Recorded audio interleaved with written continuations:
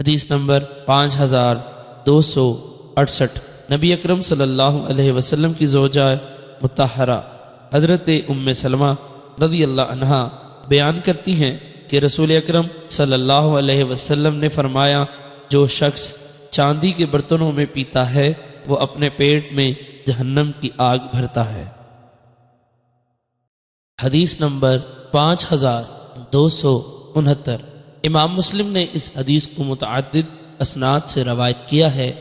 ایک سند میں یہ اضافہ ہے کہ جو شخص چاندی اور سونے کے برتنوں میں کھاتا اور پیتا ہے، دیگر کسی سند میں سونے کے برتنوں اور کھانے کا ذکر نہیں ہے۔